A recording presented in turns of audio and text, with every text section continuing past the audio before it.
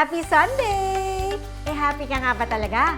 Huwag mag-alala dahil ito ang programang magpapangiti sa'yo. Dahil puno ng positive vibes at impormasyon ang inyong mapapanood. Ako po si Valerie Tan, ang inyong tagapaghatid ng mga kwentong Pinoy Antibok dito sa iHeartPH. Kapag kayo ay nasa EDSA at traffic, ano ang inyong kadalasang natatanaw? Ako yung mga naglalakihang billboards. Nakakaaliw naman kasi talaga silang pagmasdan, di ba? Mga larger-than-life images of our favorite brands and personalities na talaga namang nakamamanghang pagmasdan. At kung outdoor advertising pag-uusapan, isa ang pangalan nito sa mga pioneering companies dito sa bansa. We always see billboards all around the city, and today, we will find out the man and the company behind some of the most recognizable billboards here in Metro Manila. Let's say hi to Sir Alvin of DOOH. Tell us more about DOOH, the company. Paano ba ito nagsimula? We started with normal hand painting years way back before. Mga pintor, movies and wallscape, mga pader. And then we turned into digital printing. We have yung mga tarpaulins, mga classic billboards, and then we transit to digital billboards, which is what we call LEDs now. Kailan po nagsimula yung DOOH? Total of how many years now? Total of 40 plus years already. We started with billboards talaga. So, and then nag-transform na lang kami into LEDs later on, mga around 8 years ago. Strategically placed along key locations in the metro that aims to capture our interests and desires to purchase, participate, and aspire. Yan ang magic na nagagawa ng mga billboards. How do you choose the right location, the prime locations? Normally, you follow the restaurants, like the big restaurants. The main concern is locations. They would prefer the more traffic areas kasi it's more value for their budget, for their money, and the more eyeballs to show the brands. So currently, how many static and LED billboards do you have? We have around maybe 24 static, and we have around 16 digital billboards. Ano ba yung pros and cons ng bawat isa? Ng static versus the digital ones? Static kasi it's the classic, no? It's been there for several years already. Hindi naman mawawala yung classic. Ikaw lang mag-isa for classic.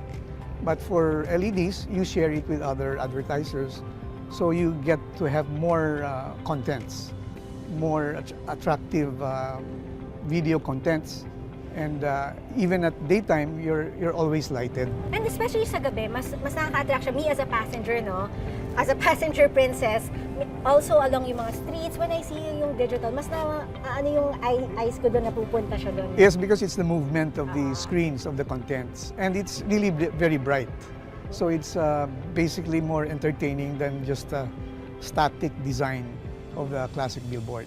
And to keep up with the ever-evolving market, kinailangan na rin mag-level up ang offered services ng company by going digital. Would you say the trend is going towards that? The trend is going towards digital because it's very convenient to really load contents. But static will always be there.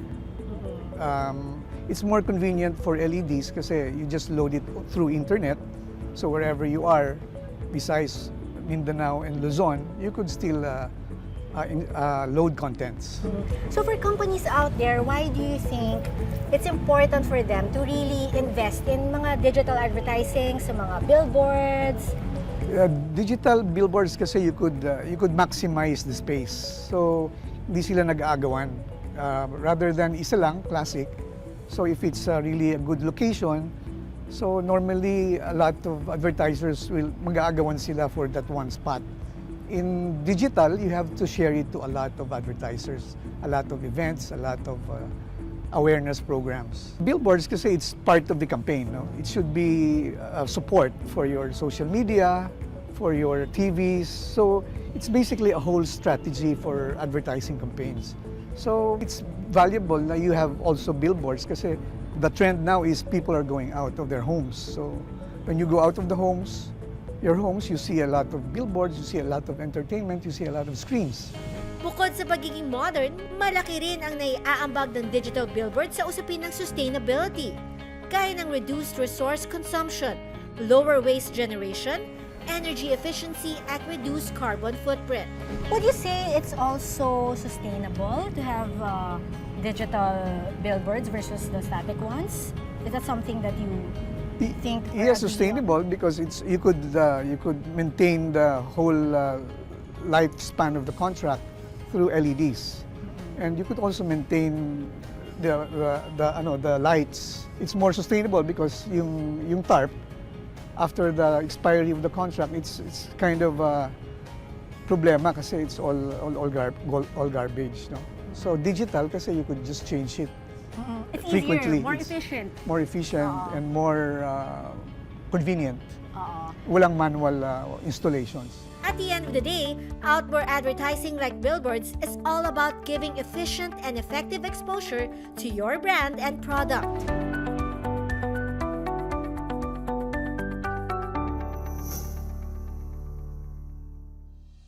Sa pagpapatuloy ng ating Build It Right series, literal na icing on the cake na tayo sa ating pagpapagawa ng bahay dahil bubong at kisame ang ating pag-uusapan.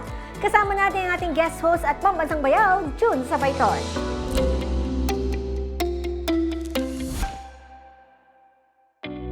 Unti-unti na nga nating nabubuo ang ating dream home. At ngayong araw, ilalagay na natin ng literal na icing on cake sa binubuo nating bahay. Walang iba kundi ang kisame at bubong.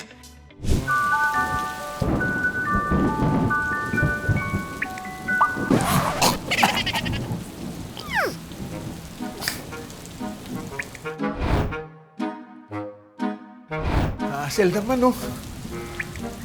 Tumutulo na naman yung bubong. Kailan mahimbing na yung tulog, eh.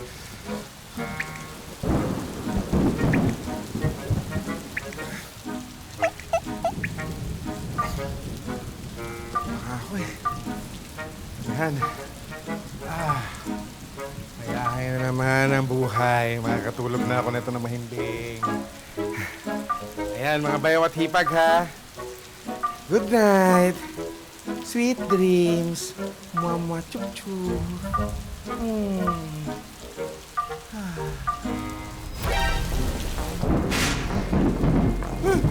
Ay, yung mga gamit ko! Yung pupungkutin na ngayon ng hangin! Ay! Tulong po! Paano ba kasi magtayo ng tamang bubong? Kapag maayos yung bubong natin, it will protect us from harsh weather conditions, especially po here in the Philippines, na yung klima or temperature natin naglalaro sa mainit tsaka malamig. Ang mga parte nito, of course, is the framing. Importante na maayos yung framing, na design ng maayos ng ating structural engineer, and doon na papasok yung covering. Yun na yung mismong metal sheet roof natin. Or it depends kung tiles ba yan or clay. And then doon na papasok yung fascia, doon na rin papasok yung gutter, flashing. Yun na yung different areas natin at protection sa leaks. Nakatutulong din ang roof eaves o yung outer section ng bubong. Hindi lang para maiwasan ng direktang pagtulo ng ulan sa ating mga pader, it also provides partial shade against harsh sunlight. May iba't ibang mga materyales din na pwedeng gamitin para sa ating bubong. Ang metal roof kasi, kaya siya cost efficient. Una, it's because of readily available dyan sa mga hardwares. Ito ay magaan. Gamitin natin yung standard thickness, at least 0.4 to 0.6 mm thickness. Pero madali raw uminit at mag-absorb ng heat ang metal roof, lalo na para sa isang tropical country gaya ng Pilipinas. Meron ng mga insulated panels na metal sheets. Mas costly nga lang siya, pero yung importante yung insulations din natin. At ito ay pre-painted na rin. Pag pre-painted na siya, mag-bounce na at naiiwasan pa yung pagpasok ng heat. At pagdating naman sa pagpipintura ng bubong, mahalaga rin daw ang color selection. Pagka light yung color natin, mas nagba-bounce back yung light. Pero pagka yan dark, no, ina-absorb niya lalo yung heat. Maliban dyan, may iba pang purpose ang pagpintura sa ating bubong. To avoid corrosion, since yung material natin mainly is metal, so nagra-rust po siya kasi exposed siya sa moisture and water. Wala eh. Tinangay ng bagyo yung bubong ko, kaya racket-racket muna tayo ngayong araw mga bayaw ha.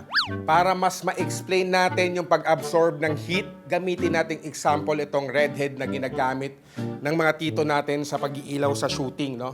Ito yung tinatawag na mga barn door, no? Ayan, pwede nating isipin na ito yung bubong natin, ayan, na pwedeng buksan at isara para makontrol ang ilaw. Pero dahil itim ang kulay nitong bakal na to, pag sobrang tagal nakabukas ang redhead, sobrang init rin nito. At kung reflection naman ang pag-uusapan tulad nito, ba nandyan ang reflector. Yan. Kung mapapansin nyo, puti o silver ang kulay nito. Kung masyadong matalas o harsh ang ilaw sa set na ginagamit din itong hindi lang pang bounce kundi parang bubong na rin upang maiwasan ang intensity ng ilaw at mag-create ng isang mas soft lighting sa mga subject. Ayan ha. Gets ba? Salamat sa paliwanag, Direk June. Mabalik tayo muli sa materyales. Dahil may mga options sa pwedeng pagpilian, lalo na kung mayroon kayong budget. We have also clay and cement, so non-combustible siya. And also, longer lasting yung lifespan niya. Pero kung ito raw ang materyales na pipili nyo, mas kailangan nito ng iba yung pagpaplano. Pagka mas mabigat yung ating bubong na ginamit na materyales, mas malaki yung ating requirement sa structural. Yung kasing clay, may insulation properties. Pagka tag-ulan, medyo warm sa loob. Pagka tag-init, of course, malamig-lamig sa loob. Yun nga lang, medyo costly siya. Oras na makapili na tayo ng klase ng bubong para sa ating dream home, paano naman natin ito ikakabit? It depends on the type of material. Again, you need to consider lagi is yung framing. Kasi pagka mali ka ng framing, talagang magkakaproblema ka dyan. Either liparin yung iyong bubong pagka may malakas na bagyong dumaan. Yung ating screw, tech screw ang ginagamit dyan eh. Kailangan protected to ng zinc. Pagka coated yan, hindi yan basa-basa kakalawangin. And then the type of sealant. Kailangan talaga specified by the manufacturer what type of sealant yung gagamitin mo. Kumbaga, prevention is better than cure, eh, di ba? Yung maliit na butas, lumalaki yan. Di ba? Pag yung kalawang, hindi mo yan napansin, lalaki yan. At yan yung magkokos ng pagkasira na bubong. Ayun. Maraming salamat po sa mga payo, Ma'am Architect at Mr. Engineer. Mukhang solved na naman ang pagtulog ko ngayon na maayos sa tong bubong ng bahay ko. O siya, manananghalian mo na ako at syempre sabay siesta na rin. Pero di pa tayo tapos, Direk June. Dahil mamaya, mag-i-install ka naman ng Kisame sa pagbabalik ng iHeart PH.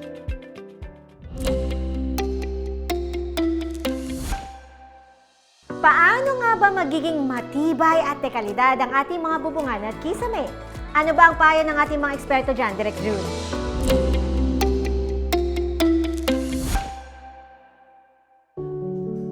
Sira na nga ang bubong, napabayaan pa ang kanyang kisame. Kaya naman walang araw na hindi naaaberya si Angelito sa lukom. Dahil maaraw man o maulan, halos lahat na elemento na ata ng kalikasan ang pumapasok sa kanilang bahay. Kahit lagyan mo ng mga pandikit, hindi na kinakaya kasi ano na yung yero eh, sobrang nipis na eh. Sinubukan namang tapalan ni Angelito mga butas at sira sa kanyang bubong at kisame. Pero sobrang laki na talaga ng butas ang sira nito. Sa sobrang lambot na ng nipis ng yero, hindi na rin kinakaya. Bali, kinain na ng tubig yung sa kisame. Siyempre, sa katagalan.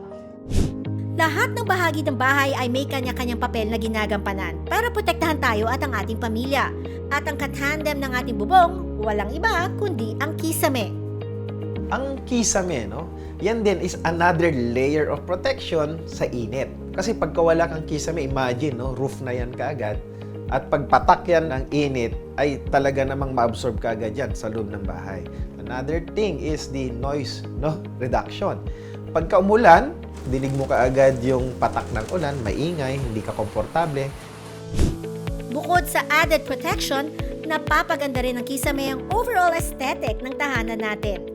Nagsiserve din siya nga as a barrier between roof and sa loob ng bahay. And also, ito rin yung nagko-conceal sa utilities natin like electrical wiring, plumbing pipes. Kala ko pa naman makapag-siesta na ako. May mga kailangan pa pala akong bilhin para sa kisame. Sandali nga, matawagan nga si... Ay, hello po. Opo, architect, si Bayaw po ito. Opo, andito kasi ako ngayon sa hardware. Ano po bang magandang materyales na pwede naming gamitin sa kisame? Simulan natin sa wood. It is given na po na durable yung wood. And its versatility po, na nag-a-adapt po siya sa kung anong function na nasiserve niya. May PVC panel din po tayo, which ngayon po is ginagamit na rin for ceiling material. It has a water and moisture resistant din po as its property. So next is we have fiber cement board. It is a mixture of cement, cellulose fiber, sand, and water. Itong composition niya po, ito po yung nagpapa water resistant and fire resistant na din sa mismong material niya, which is mas okay siyang gamitin sa ceiling natin. Last is gypsum board. Yun po yung usual talaga na ginagamit sa ceiling ng mga bahay natin for cost efficiency and affordability din ng material. Ayan, nakabili na ako ng materyales para sa kisame. Pero, paano ko ba ito gagawin? Patawagan nga si engineer. Hello po. Good morning po, engineer. Naku, patulong naman po sana ulit ako. Tama po kaya itong nabili ko? Pagka mabigat yung ceiling mo na nilagay, ang tendency niyan, medyo delikado. Pagka mali ang framings niyan, di na-compute ng maayos, maaaring malaglag yan. Hindi komo makapal, ayun na yung gagamitin. Lighter is better. Ayan, mukhang buo na ang bagong bubong at kisame ng bahay mo, Direk June. Salamat sa tulong nila Architect Jonah at Engineer Clark. Are there any last tips for our viewers? Magpa-consult talaga tayo sa proper professional. Yun yung first. And then second is yung pagpili natin sa material ng bahay mismo. Since nagpa-consult na din naman tayo sa proper professionals na involved sa bahay natin, yung durability and cost efficiency na masisave natin.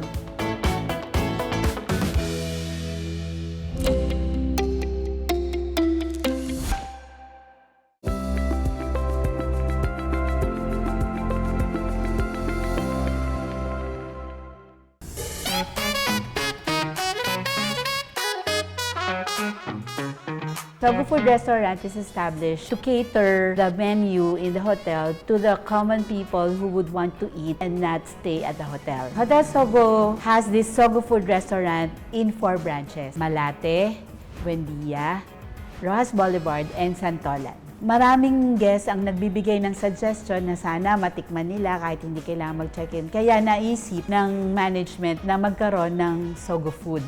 Maraming nagsasabi na masarap daw yung pansit ni Hotel Sogo, masarap daw yung chicken, masarap yung iba-ibang luto na common yung pagkain pero iba yung lasa. Lasang Hotel Sogo.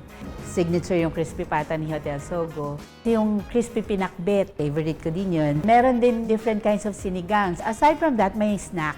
Meron tayong clubhouse, meron tayong grilled ham and cheese, meron tayong mga featured menu, iba-iba kada panahon. And we continue to develop new menu para dun sa Sogo Food Restaurant. Meron tayong dumplings at meron tayong breakfast buffet. Ang benefit ng magkaroon ng Sogo Food Restaurant sa lobby ng hotel is one, para maging available yung menu ng hotel para sa mga guests na gusto lang kumain. Pangalawa, karoon ng additional manpower and additional employment. Pangatlo, ma-experience nila na yung mga taga-Hotel Sogo pala, maganda yung service. So dun pa lang makikita nila how much more pag nag-stay pa sila. Hello everyone! Tried our food at Sogo Food Restaurant in 4 different branches. That is in Malate, Buendia, Rojas Boulevard, and Santolan.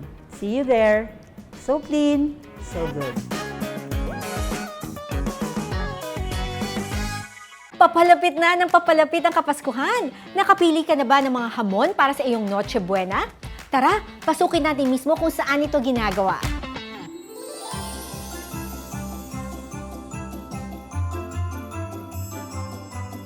Hindi kumpleto ang Pasko kapag walang salo-salo.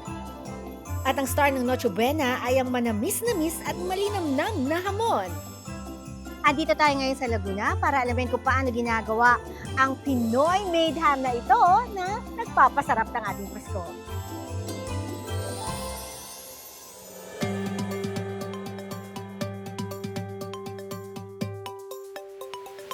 kasama natin ang owner na si Sir Manny na bibigyan tayo ng tour. Dito tayo ngayon sa production area ng Joshua's Meat Products. So, bali rin yung roasted ham natin, pumipili tayo ng parte ng karne, which is sa pigi ng baboy. So, ang unang process natin, gagamitan natin ito ng injector. Kung saan yung atin pong mga ingredients ay naandito na sa pinakang ilalim nitong ingredient ba't ito tawag dito. At dahil sa taas ng demand ng kanilang mga produkto, lalo na tuwing holiday season, kaya nag-angkat sila ng karne mula sa ibang bansa para masigurong dekalidad ang kanilang mga produkto.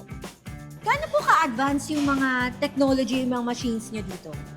Ito kasing machine natin na to, galing pa itong Europe, na maintain niya yung quality and consistency ng ating produkto.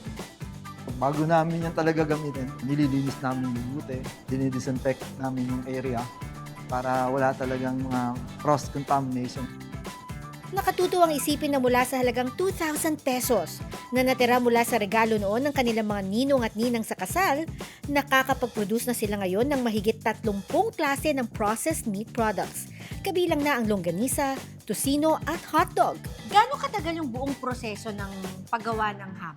Sabihin natin mga 35 days. Ganun. Yung curing process natin mula dun sa 30 days na pagka-store sa storage, dadalhin naman natin ito dito sa tinatawag naming vacuum tumbler machine. Yung mga natira pa nga nating ingredients na nasa labas ay mas ipapasok nitong machine na to dun sa loob ng karne. So dito tayo, nandito yung cooking area natin ng roasted ham. Bubuksan natin yung pinakang smokehouse. Yan. Oo. Oo. Tsaka Oo, amoy na amoy ko Smoke. parang Yung smoke flavor niya. smoke flavor niya. 5 oras na nandyan sa smokehouse. 100 pieces yung isang salang natin dito. At dahil buwan kung abuti ng produksyon ng ham, maaga rin silang naghahanda sa tuwing paparating na ang holiday season. Mga September pa lang, kung ilan yung bilang ng hamon na nagbenta namin last year, dinadagdagan na lang namin. Meron tayong 2 klase ng hamon. Tawag natin dito ay muscle ham at saka yung roasted ham. So ang pagkakaiba lang nito, yung paraan ng pagluto. Yung roasted ham ay niluluto natin dun sa smokehouse. Pero itong muscle ham natin, niluluto naman natin ito dito sa cooking vat ng nasa likod natin. Ano po pagkakaiba nun sa lasa? Itong roasted ham, ito ay medyo may alat ng konti. Parang kinuha natin yung mga style ng mga sa Europe na hindi matamis. Pero itong muscle ham natin, ito ay manamis-namis naman. Meron pa tayong isang klase ng ham, yung tinatawag naming pear shape ham. Ito ay tinatawag namin din itong restructured ham. Dito natin gagawin din yung paglalahok ng pork at saka mga ingredients dito sa machine na to.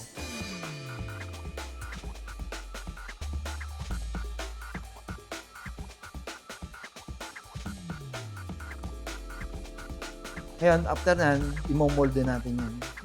Tapos lulutuin para magkaroon ng korte. Ito yung tinatawag nating stopping machine.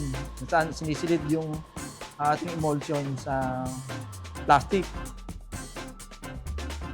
Mas mura ito kaysa dun sa 2 hamon natin. Pero mas masarap din to. Pagkano po yung mga ganyan? Itong 700 grams na to, 275 pesos. At kagaya ng iba pa nilang produkto, dadaan pa rin ng mga ito sa masusing inspeksyon bago isalang sa packaging.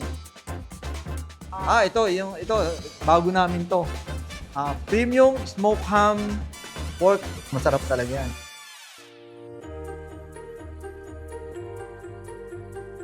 Siyempre, hindi makukumpleto ang pagbisita natin dito kung hindi ko matitikman ang kanilang pinagmamalaking ham. Sir Manny, unahin ko po yung roasted Ito, ham. ang ating roasted ham. Ito naman yung ating muscle ham. Mas maano ang tamis niya, mas Mas lasang-lasa ko yung tamis. mm, Ako medyo may sweet tooth ako, so gusto ko yan. Tapos parang naghahanap na ako ng kanin. Ito naman, ang pear-shaped ham. Parang masarap ba ito sa No. palaman sa tinapay? Ano? Sir Manny, kailan ba nagsimula ang Joshua's? nagsimula ang Joshua's Meat Products noong 1993. Pero ang pinakamalaking tanong sino ba si Joshua? Si Joshua yun yung panganay kong anak. So pinangalan niyo sa kanya yung business niyo? Sa paggawa ng mga produktong patok hindi lang tuwing Pasko, kundi pati sa pang-araw-araw na pagkain ng pamilyang Pilipino, nakakapagbigay din sila ng trabaho sa mahigit 375 katao at dagdag na kita sa kanilang mga dealer. Ang marketing style namin ay kami na din yung distributor. Meron kami dyan sa parting Bicol, gandun sa may Sorsogon, Cavite, Batangas, at saka dito sa Laguna, and some part ng Metro Manila, at saka dun sa Norte. Sa ngayon, ang dami-dami nyo ng iba't ibang produkto, iba't ibang variants. Ano pa ba yung pwede namin ma-expect mula sa inyo? Siguro, mas ma-improve namin pa yung aming service dun sa mga customer namin. Yung quality ng produkto, mas pinatataas yung quality pa. And then, siguro yung paglikha ng mga bagong produkto mula sa mga karne nga atin pong ginagamit. Aasahan ko yan Sir Manny. We're looking forward to that. Mula sa isang simpleng negosyo, naging daan din ang kanilang pagpupursige para mas maging abot kaya ang isang produktong karaniwan ay mamahalin gaya ng hamon para may maihanda at mapagsaluhan ang bawat pamilyang Pilipino, anuman ang estado sa buhay.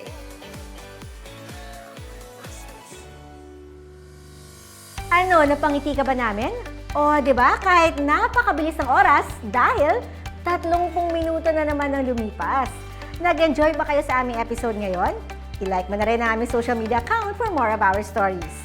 Ako po si Valerie Tan, ang inyong tagapaghatid ng mga kwentong Pinoy ang Tibok dito sa iHeart PH.